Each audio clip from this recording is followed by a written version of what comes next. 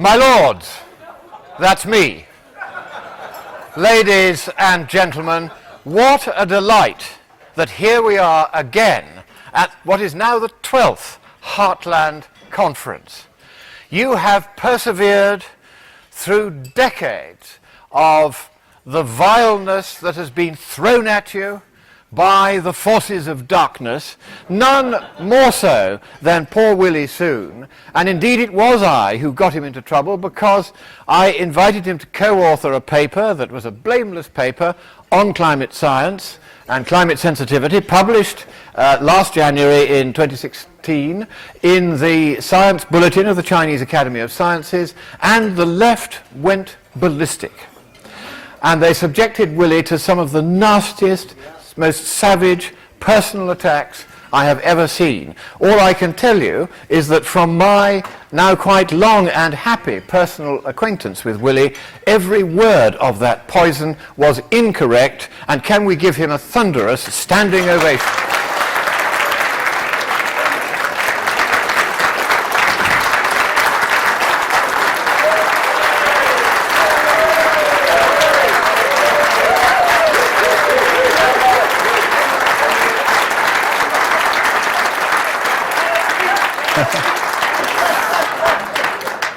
Well, that is the easiest standing ovation I've ever obtained, and it's also the most enthusiastic. And Willie, God bless you, and God bless all of you who have been subjected to the vile attacks of those who are unwilling to debate this matter at a level of economics and science, a debate which has been conducted here with remarkably good humour now for 12 successive conferences.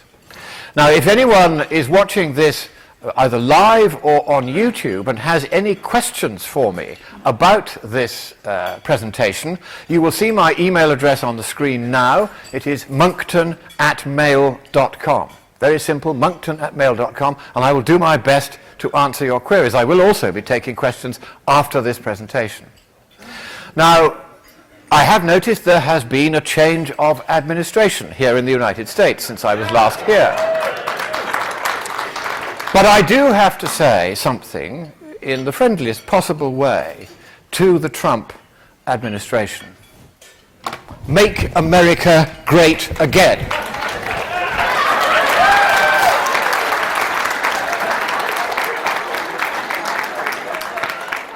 I am delighted that, against all odds, the Republicans prevailed, because they have been the party that has had a debate within their ranks about the climate, and they concluded after that debate that what is going on in climate science is unacceptable, and that the drastic increases in the cost of electricity and of gasoline as a result of trying to make non-existent global warming go away would hit the poorest hardest. And no small part of the reason why Mr. Trump did so well in the Rust Belt states, in the places where they make things and grow things and dig things, is that they knew that he was on their side.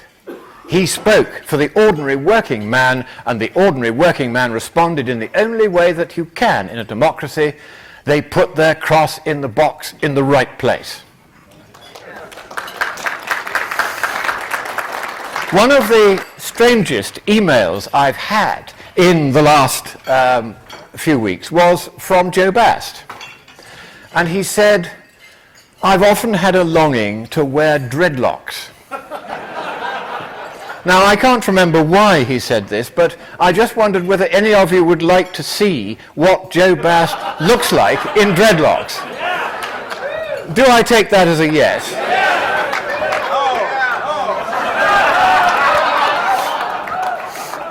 And this somewhat embarrassing slide does give me the opportunity to say a very heartfelt thanks on behalf of all of us to Joe and Diane and all their wonderful team at the Heartland Institute for their astonishing diligence, persistence and risk-taking in holding this conference in the hope that they will be able to raise enough money to pay for it.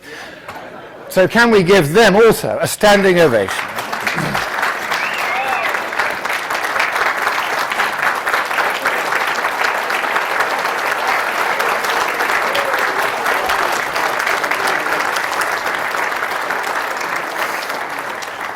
And just in case you would like a permanent embarrassing record of this, you can do what Willie is doing and take a picture of it.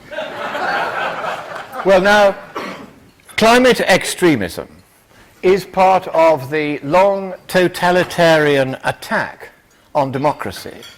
And one of the saddest things for me is to see how the once democratic party here in the United States has slid into a disfiguring totalitarianism in recent decades. And it is very clear that when Mr. Trump won the election, and he won it fair and square, they didn't like that. And this is what happened. You had these custard-faced zombies, just look at them, walking through the streets, saying, he's not my president. Well, in a democracy, yes, he is. And then there was violence, and there was the usual stupidity at the so-called University of so-called California, where they invited speakers, a thing that happens to me about once a month somewhere in the world, and generally rioted and behaved in a stupid way and set off fireworks and caused damage. And this is not how democracy is supposed to work. Interestingly, I was interested to find out why the universities are to the left in the way that they are now, because it's gone a long way since I was at Cambridge, and the opinion was as evenly divided there as it was in the country. That is no longer the case. I went to King's College, Cambridge, shortly before Mr. Trump's election, and I was asked to give a talk to the Politics Society there. There were 100 undergraduates in the room, and the question was, does Trump have a point? There were 3 Marxist lecturers. There was the deputy editor of The Spectator, supposedly a conservative newspaper. None of them on the panel felt that Trump had a point. I was the only one who did. And I asked those 100 undergraduates 4 questions. 1, did you vote or would you have voted for Brexit? 2, do you think there should be more spending on defence? 3, do you think there should be some better control of immigration? And 4, what about climate change? Has it been exaggerated a little bit? And I had predicted that less than 10% of them would have voted for Brexit and less than 5% for the other 3. You'll see the figures there. It was 5%, 3%, 2% and 1%, respectively. This is an ideological monoculture of the most extraordinary kind, and that can only occur when the indoctrination at school and at university of our children is so thorough and so complete that they themselves are unaware that they have been indoctrinated.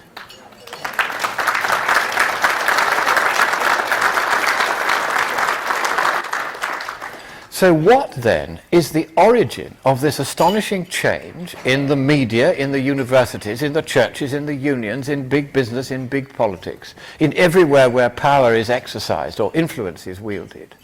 How have virtually all of these centres of power gone to the very far totalitarian left so very quickly? How is it that now we are told that there is no truth outside the party line? Scrub that, no truth outside the consensus, which is the exciting new rebranding of the party line. How has this come about so suddenly? Hands up all those of you who know who this is. I see not a single hand, and the reason for that is that this is the most influential man of the 20th century and arguably of the beginning of the 21st.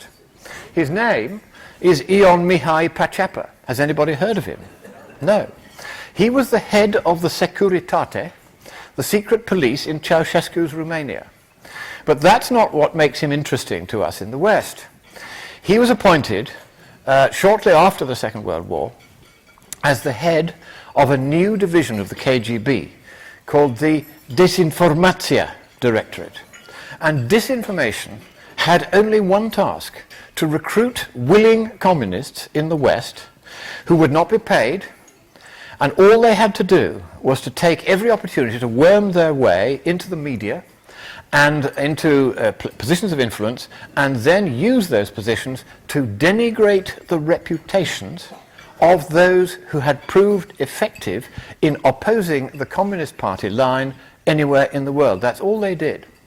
Now, I knew this was going on when I was at Cambridge. A friend of mine who was a Marxist was invited for an interview at the BBC, and he came back smiling like the cat that got the cream. So I said to him, so you went to the interview, they asked you the question, you said yes, and they gave you the job. He said, how did you know? I said, the question was, are you a Marxist? You said yes, and you got the job. And he's still there. And that's how the BBC recruited, and to a very large extent, they still do, because this was the effect of Pacheco. Now, you may think, well, this is just one man. How much influence did he really have? When he came out, this is the first time I've been able to talk about this, because under the 30-year rule, it was all classified before. But he was debriefed.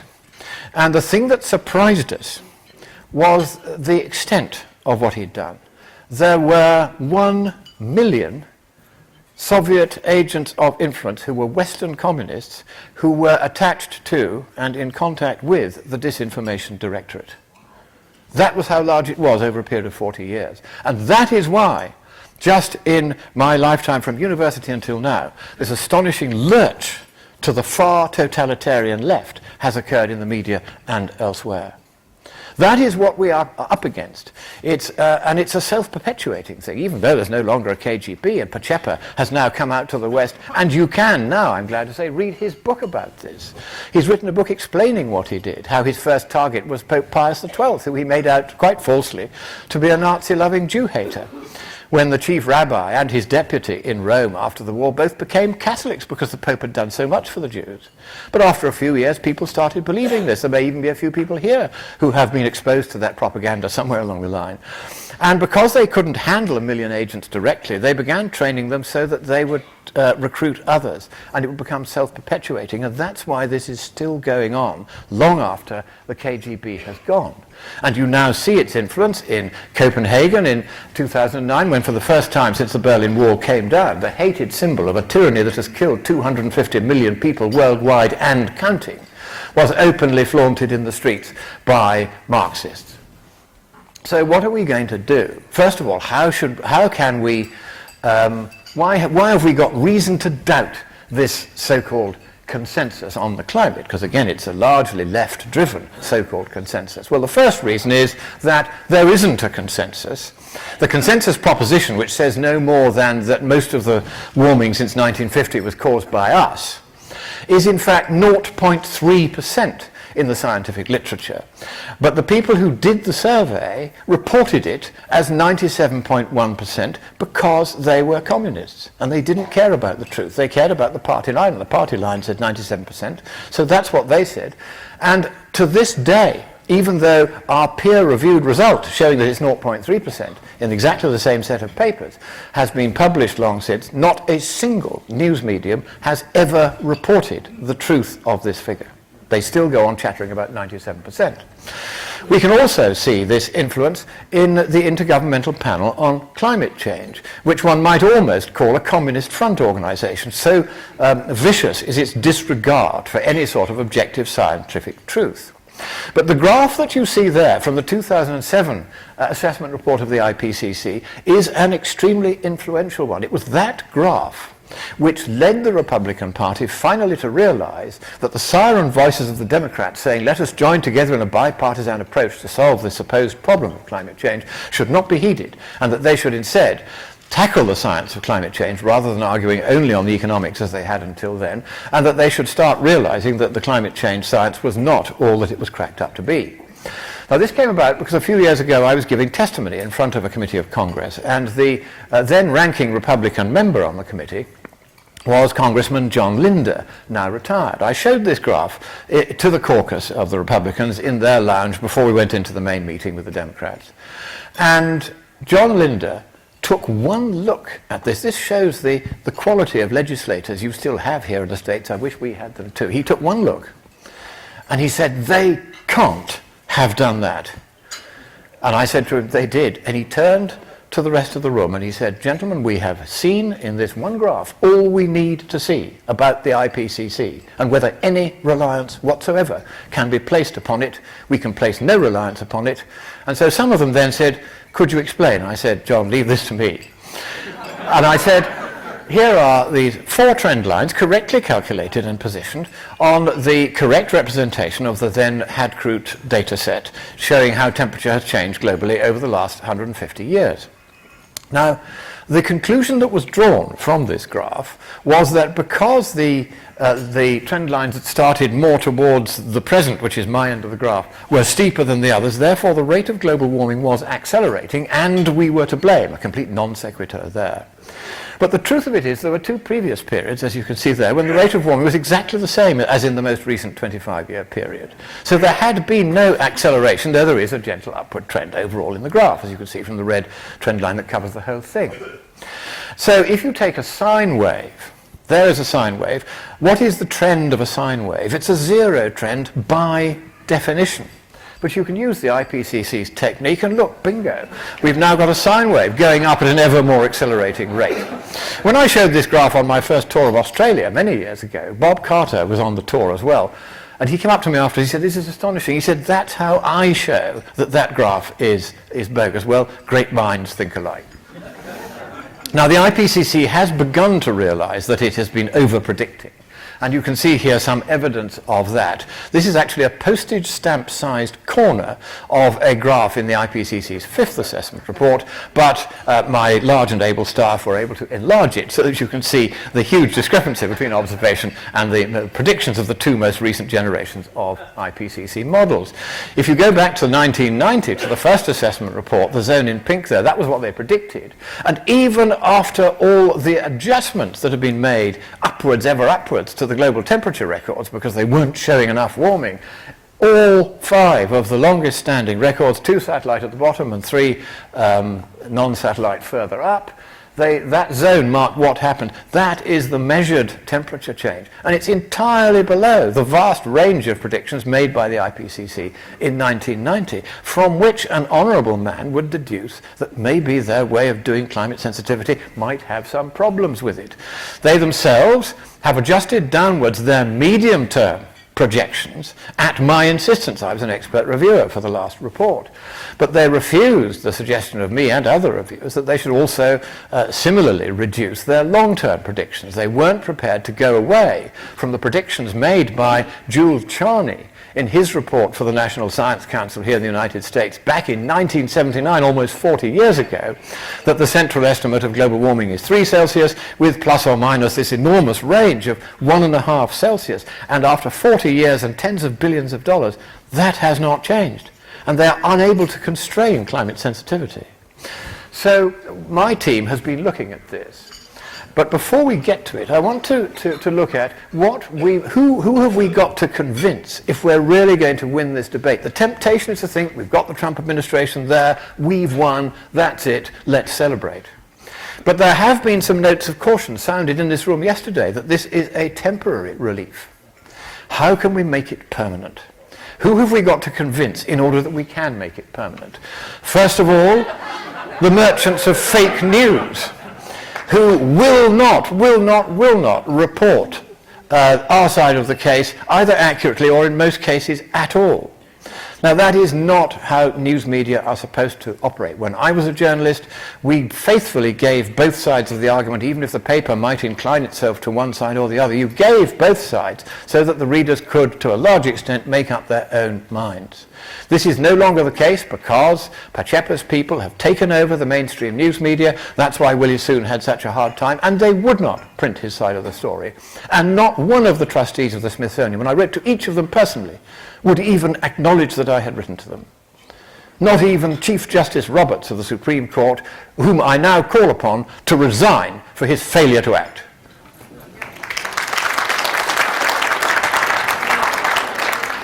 Then there are the fake news merchants on YouTube. And I shall be appearing on YouTube, but I am in a special area which isn't fake news.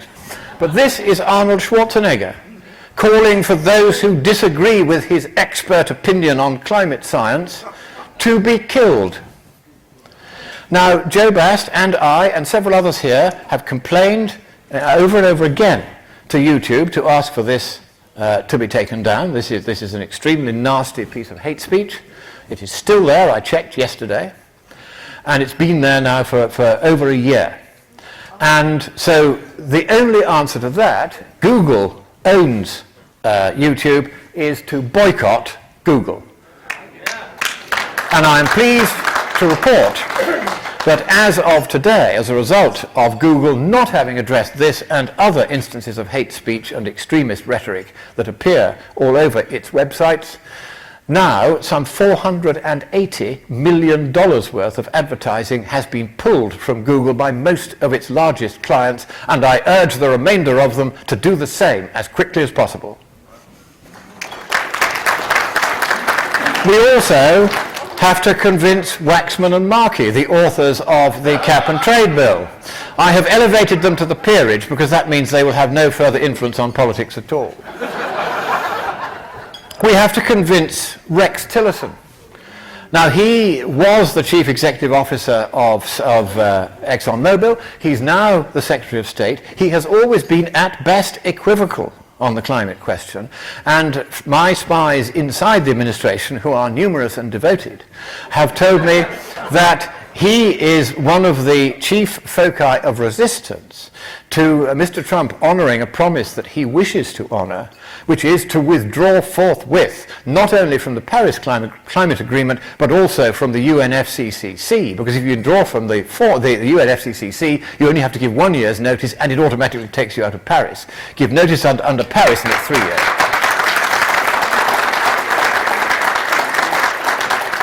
So we need to convince the vacillators like Tillerson that they've got to get on with the job that the administration was elected to do. We've also got to make sure that Ivanka Trump and her husband Jared Kushner, who are typical rich Manhattan, and I won't use the word progressive and I won't use the word liberal, they are illiberals. That's what the left now are, they are illiberal. Don't call them liberal. There's nothing liberal about them anymore. And Gore has been talking to Ivanka, and we've got to persuade not only Ivanka, we've got to persuade Gore that he is wrong.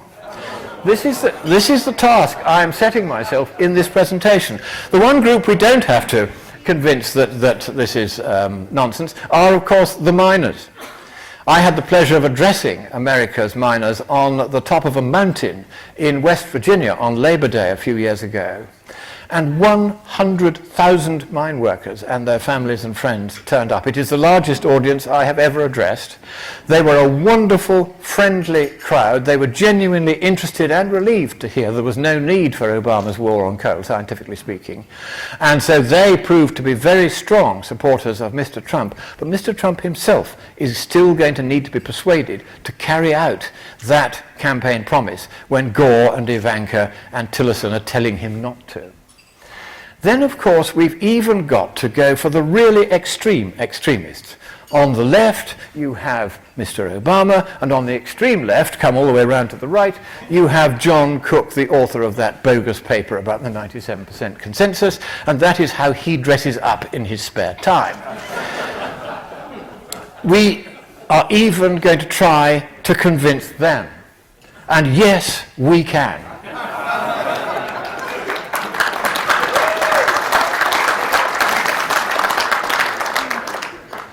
There is a way, and I'm going to use the word compel, to compel the assent of all the categories that I have shown there, even the most irredentist true believers in the Communist Party line on climate. We can compel their assent. And the way we do this is to recognize that at the moment, until now, the debate on both sides has largely been a competition between conjectures. Now, in mathematics, a conjecture is something where the science isn't settled. We think that something may be true, but we can't actually prove it. One of the most famous unresolved conjectures in mathematics is on the screen at the top there. First of all, the formal mathematical logical definition, and then in simpler terms, what it means, which is that every composite number is the mean of two prime numbers. Now, I have recently stumbled upon another conjecture related to that, which I show at the bottom there, which is that certain of the partitions of 2n there have divisors, and if you count the number of positions that have these qualifying divisors and the ratio of those partitions to the number of qualifying divisors in all of them for any n is asymptotic to the golden ratio conjugate phi apud infinitatem. It's a most extraordinary result. Never before had anyone suspected that this is the case. It does appear to be the case, and by numerical verification I think it's the case, but I can't prove it. However much we may think it's true, however much it would be beautiful if it were. And that's a conjecture. Now, if we're going to convince people, we have to do what James Garfield did. He was your 20th president in 1876. He was having a conversation with some of his fellow representatives, people of the mental quality of John Linder, about mathematics, and he came across a fascinating demonstration and reported here in the April 1876 edition of the New England Journal of Education. He found a demonstration of the Pythagorean theorem. And here is that demonstration. On the left you have a trapezoid. On the right you have three triangles, two of them congruent right-angled triangles, the third an isosceles one. And the simple equations on the right of that demonstrate that this conclusively and in all cases proves the Pythagorean theorem. But the interesting thing about this is that this is similar to many other similar proofs by what is called dissection. Here is Aryabhata at the beginning of the 6th century AD. Here is Tabit ibn Qurra, again using a dissection proof in the middle of the 9th century AD. And here is even Monckton at the end of the 20th century doing a proof by inclusion. Now, what is fascinating is that in all cultures, from the Babylonians to the ancient early imperial Chinese to all these Easterners and the West, we all agree that this is true. Doesn't matter what our politics, whether we're totalitarians, libertarians, in all ages, this is true. There is nothing more true than a mathematical truth in those areas, which are not all areas, in which mathematics can establish that something is definitely true. So what we have to find then is something, and this is how the editor reported this in 1876, something on which the members of both houses can agree without distinction of party. That was the remark that I found, because I'm fascinated by the history of mathematics, and I found this remark and I thought, there is the clue. What we have to do is to find a demonstration that will convince the opponents. And so what formal demonstration then can we find? We need to find a formal demonstration that there are material errors in official climate physics. And if we can, in particular, find material errors that lead to exaggerations, and large exaggerations at that, in the determination of climate sensitivity, the first thing that goes is the consensus notion, because the consensus has simply been wrong for 40 years.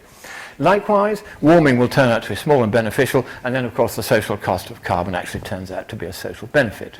So that's what happens if we can prove that they screwed up. Now here is their way of determining climate sensitivity. It's that simple equation that does it. Now there are various things wrong with that equation in my opinion.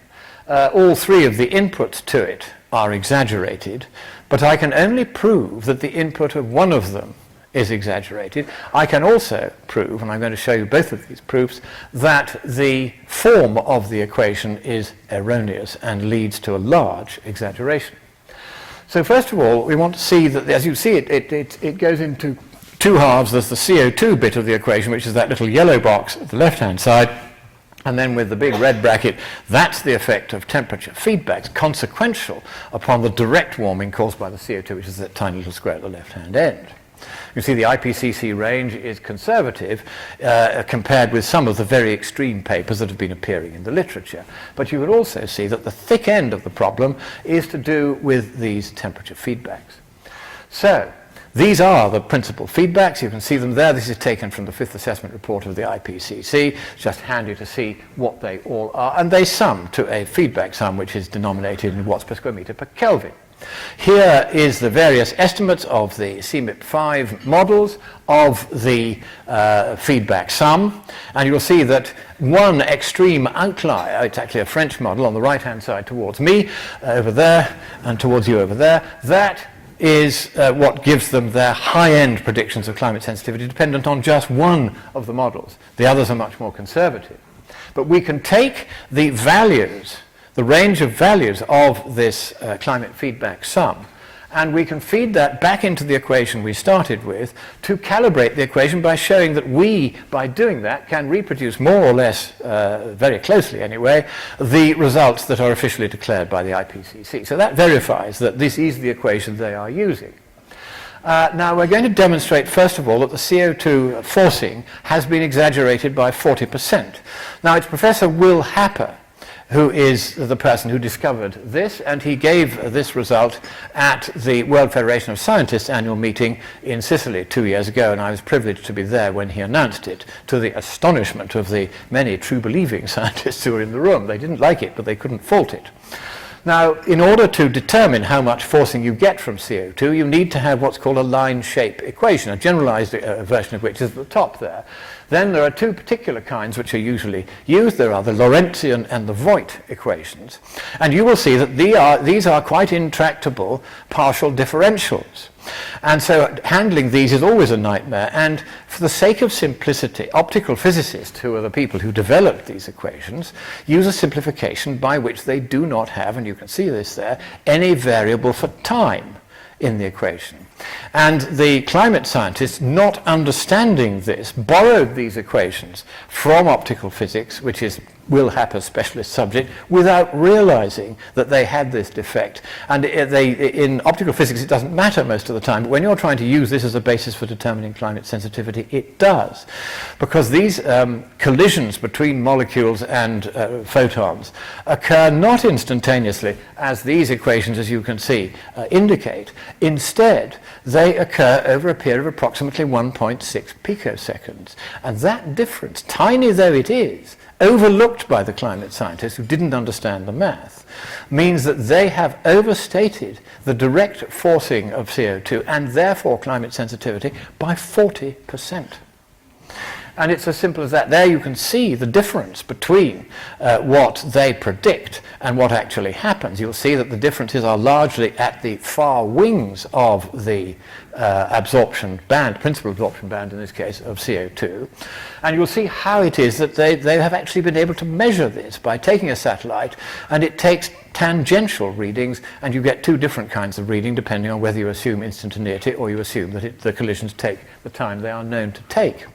So here is the Happer effect. We started out with that line at the top where some of the extremist papers are saying you might get 13 Celsius of warming per doubling of CO2, and that comes down to absolute maximum of 9, but actually not more than about 3 Celsius at the top end if you use the IPCC's assumptions but correct for this error. Because it doesn't only make the CO2 box smaller, it becomes green and a bit smaller, but because the size of the feedbacks is dependent on the size of the forcing, the feedbacks get smaller as well.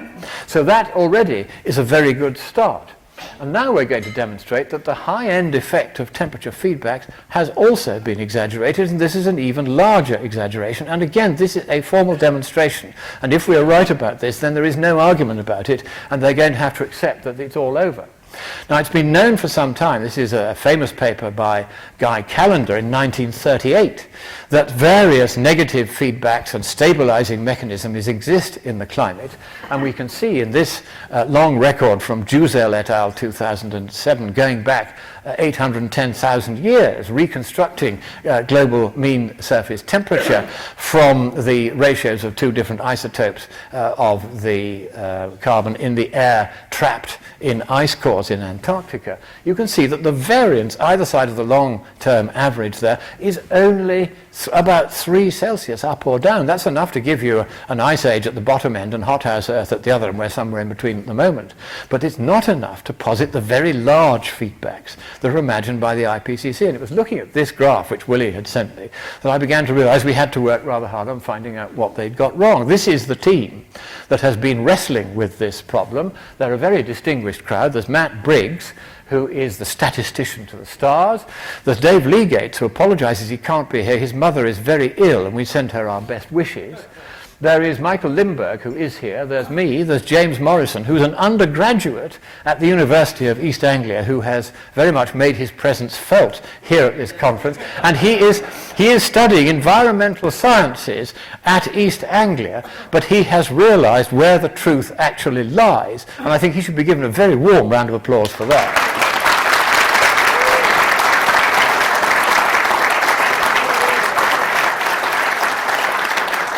And finally, of course, there's Willie Soon, who's our rocket scientist, who keeps us all straight because he just knows everything about everything. He's extraordinarily knowledgeable.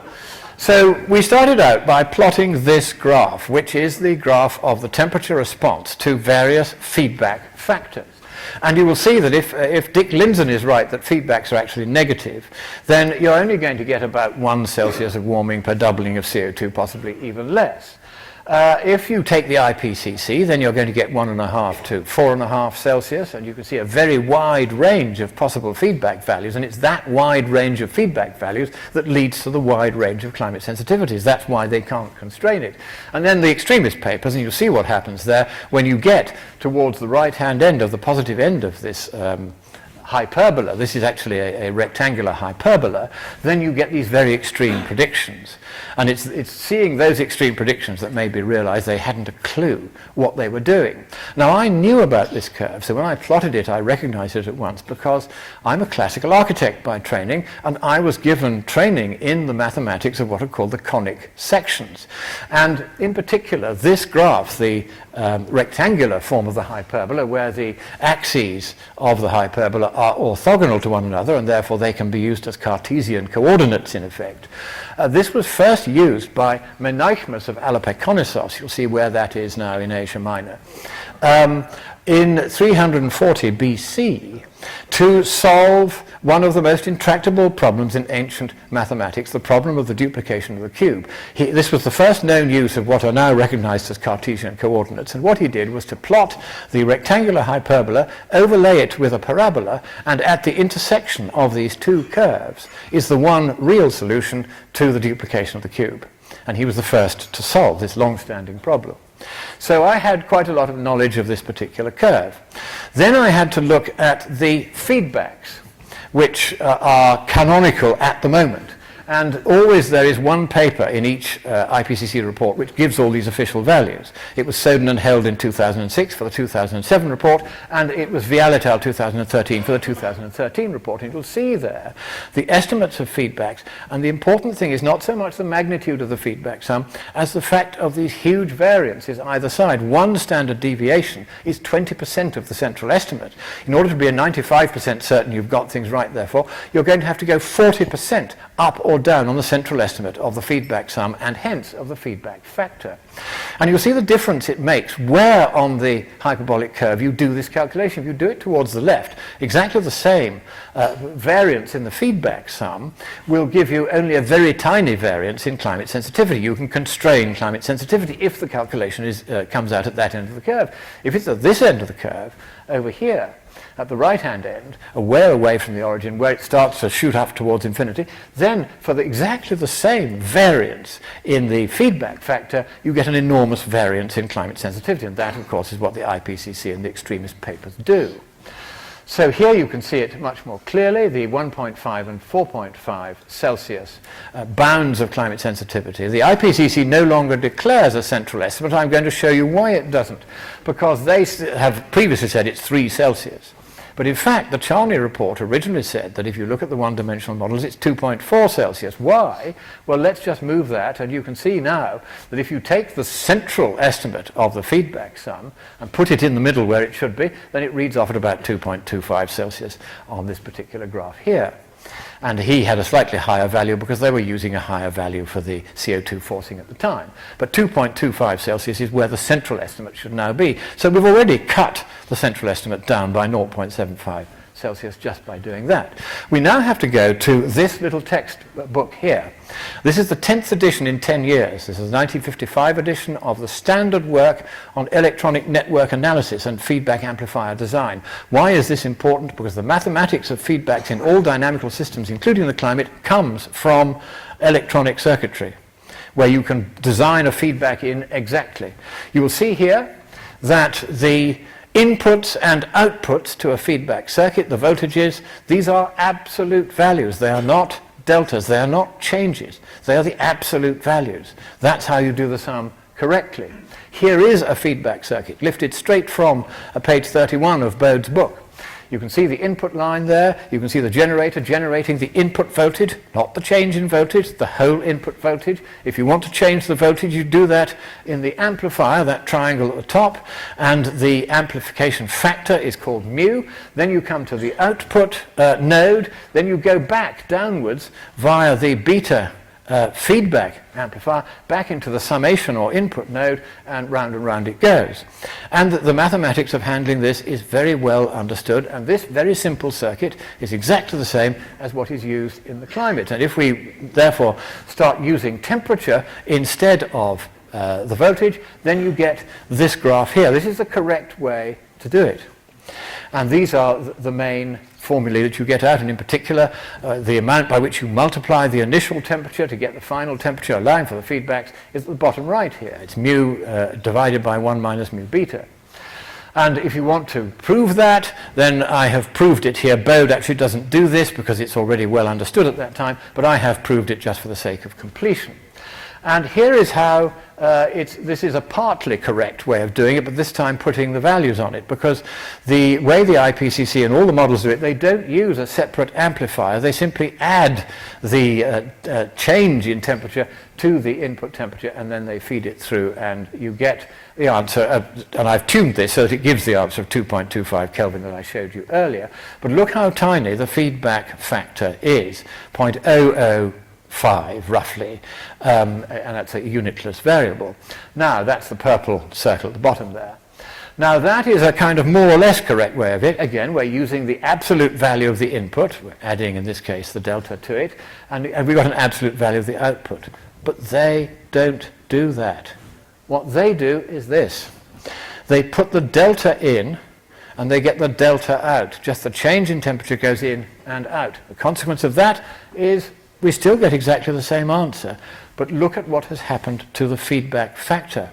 Because the input and output are 2 orders of magnitude too small, the feedback factor is 2 orders of magnitude too big, which pushes the calculation artificially and incorrectly towards that extreme end of the hyperbola, and therefore you get these very extreme values of climate sensitivity. Here we can show the two approaches in equation form. This is the right way to do it. You get 2.25 K, and you get this tiny, in purple there, value of beta, which is the feedback factor. Here, F is their feedback factor. You can see it's 2 orders of magnitude too big. And if we go back to this curve and home in on this top left corner of it, you can see that the effect of pushing it away from just to the right of the origin at 0, which is where it should be done, and putting it where the IPCC puts it, you immediately get this huge exaggeration in climate sensitivity. Push it even further, and you get the silly values in the more extreme papers. Here is a plot which shows how it should look compared with how it does look. The dotted lines are what they predict will happen. You can see that vast area at the top labeled current method. That is all the extreme predictions arising solely from this error. And the grey zone in the middle is much more conservative. And at the top end you get far less warming. And so if we now combine my result with that of HAPA, you can see that climate sensitivity comes plummeting down. And to show this in figures, at the bottom line there, climate sensitivity is no longer, as it is at the top, 1.53, 4.5 K. It's 1.3, 1.6, 1.9 before you start doing anything else to query whether the feedbacks are positive or negative and all the other things that might be wrong. And we can prove this. This is the point. It's not a matter for debate. It is a matter which is proven. Now, how have we verified this? Because I, like Ron Reagan, trust but verify is what he said. Well, we're skeptics, so we don't trust, but we do try to verify. Now, an expert on the electricity supply industry in London, Alex Henney, asked for a copy of my paper because he'd heard about this. It is circulating quite rapidly in samizdat now. He sent it to an electronics engineer who's a friend of his, who said, oh, that result looks weird. I will build an electronic feedback circuit to test it, because you could do that very precisely with an electronic circuit. And this is his conclusion, that we have indeed established correct values, and therefore this does greatly reduce climate sensitivity. We then sent it to Will Happer, who said the paper is too long. So I did it again, and he said, I like this paper.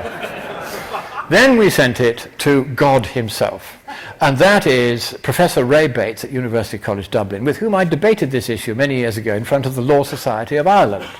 And at that time I had showed this hyperbolic graph. I hadn't at that stage discovered what they'd done wrong, but it was clear that graph didn't represent how the climate operated.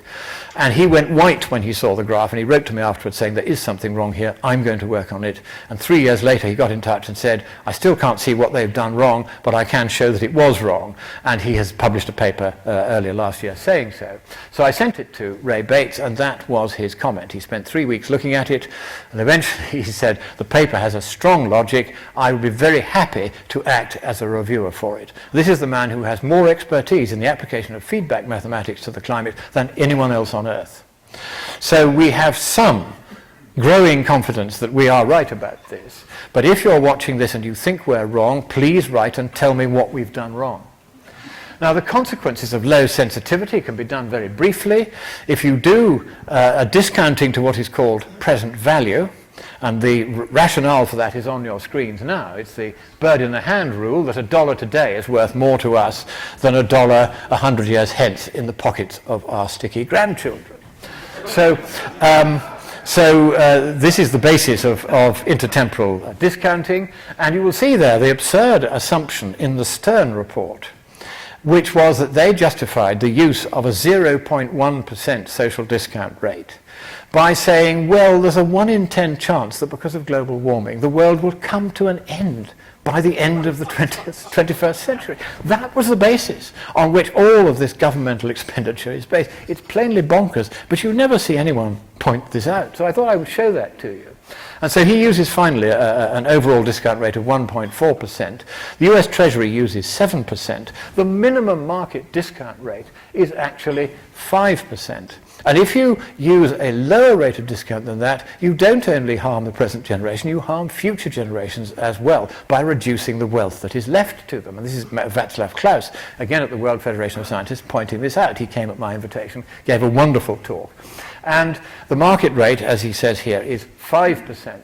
Now, if you use this simple economic equation here to convert the 1.4% discount rate of Stern to a 5% rate, and do that over 100 years, you find that Stern's best estimate of what it might cost in GDP terms not to act on global warming, which is at the rate of warming we're actually seeing, it's only 3% of GDP, that comes down to 0.5% of GDP. If you then take into account what Will Happer and we have done to prove that the values he was relying upon are in fact excessive, then you're looking at a negligible GDP cost if we never do anything about global warming at all, because frankly there isn't going to be much of it.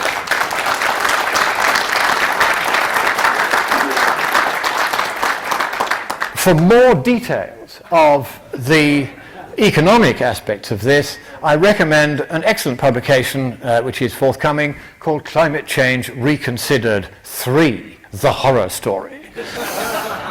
And of course the Heartland and Joe Bast in particular and Fred Singer must be given, I think, a huge round of applause for the devotion that they have shown in producing these documents.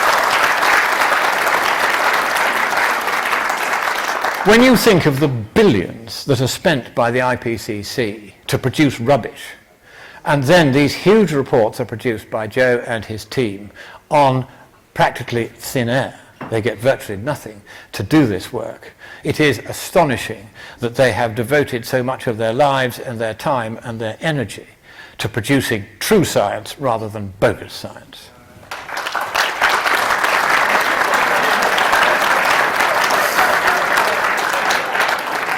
Now, John Cook, he of the bogus consensus and the Nazi uniform, produced this slide, which shows on the left Anthony Watts, on the right James Dellingpole, and in the centre the unknown soldier. And what this does illustrate is that the other side are beginning to realise just how muscular our side of the case actually is. And why is it so muscular? It is thanks to all of you, because you have stood firm and unwavering behind our leaders, the Heartland Institute, as we resist the forces of communist darkness and the forces of totalitarian control. And we have upheld the rights and liberties that your founding fathers always wished for you to have. And every time one reads virtually anything said or spoken by Jefferson, one weeps for the sheer strength of those founding fathers' commitment to freedom and also to the scientific truth. And if you depart from scientific truth, it's very easy to find excuses for departing from freedom. And that is why the totalitarians have made up this nonsense. But I can now, as a result of the mathematics I have had the pleasure of showing to you this morning, say that the scare is over.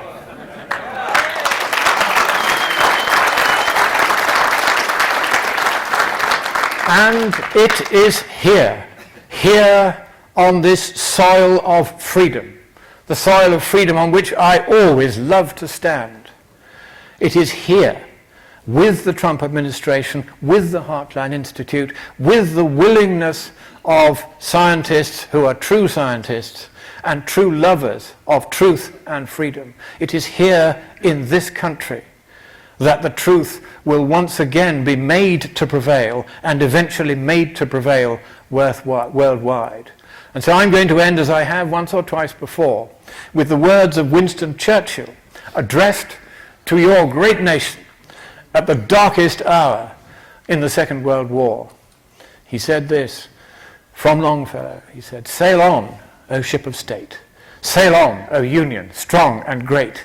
Humanity, with all its fears, with all the hopes of future years, is hanging breathless on thy fate." Thank you.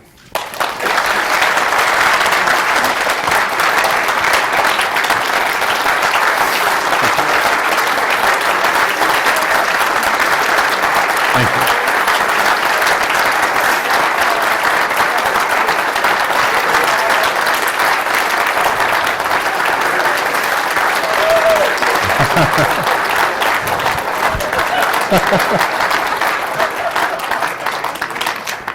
Well, I don't know whether we have time for questions. I had to get quite a lot of mathematics in there, but perhaps one or two? Yes. Very good. Who was the first question?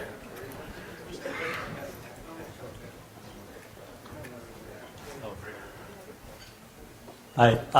Larry, yes.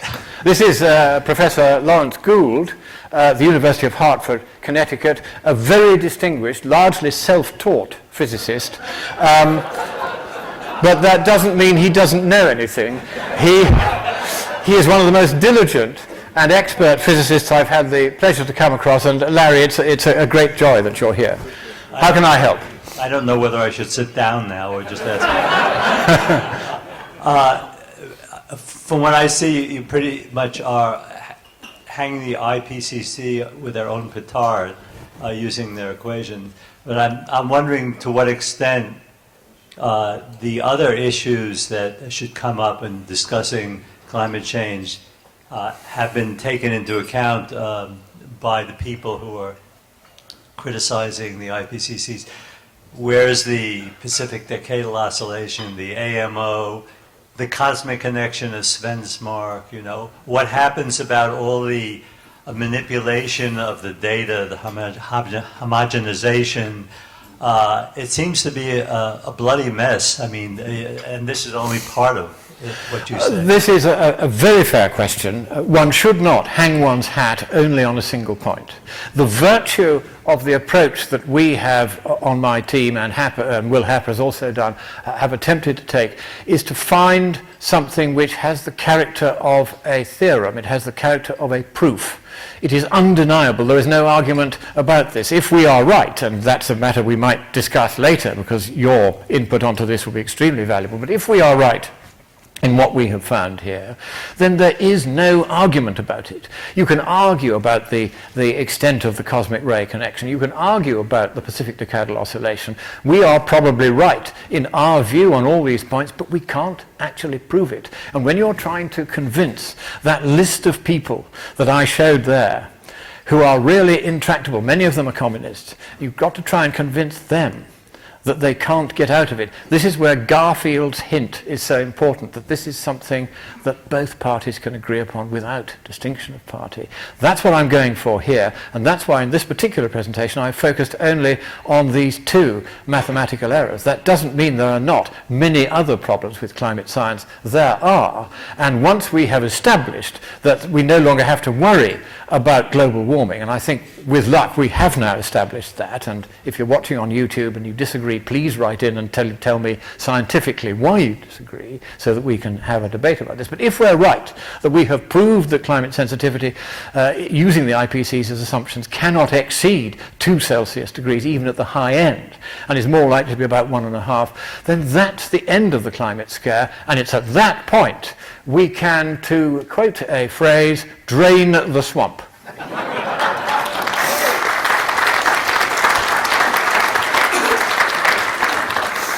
Yes, sir. Leo Goldstein from DeFi-CCC.com. In one word, so can you summarize it? So are the feedback to the so-called radiative forcing, so are the feedbacks negative as they were expected from the beginning, or there are still positive feedbacks? Right. What I have done, again a very fair question, is to assume ad argumentum, just for the purposes of this presentation, that we will simply take, as I showed, the latest values for feedback sums from the CMIP5 generation of models relied upon by the IPCC and quantified explicitly in Vial et al. 2013. Now, I privately agree very strongly with the excellent work done by Richard Lindzen and his postdoc student Young-Sang Choi in 2009 and updated in 2011. Likewise with Roy Spencer at UAH and his mathematical colleague Braswell in 2010, updated in 2011, and also with a more recent paper by the formidable radiative physicist Hermann Harder, which came out, I think, last year.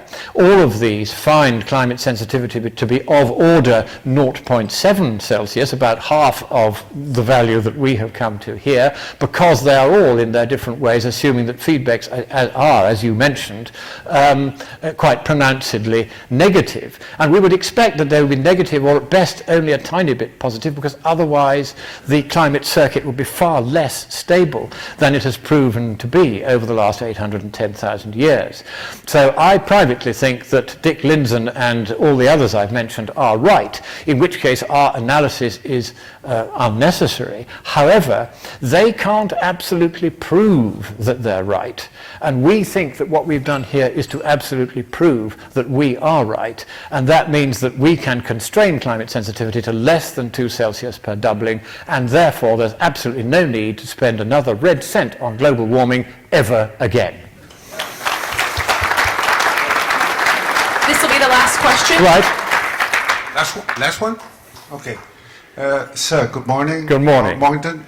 Please, could you please recall for all of us your United Nations definition of spade? I did promise Douglas, who comes from Chile, who came to me, now I'm going to talk a bit about Douglas. Do sit down, sir, and I'll do that for you. But Douglas came to me yesterday, and he said, I have watched just about every video you ever done. And he had.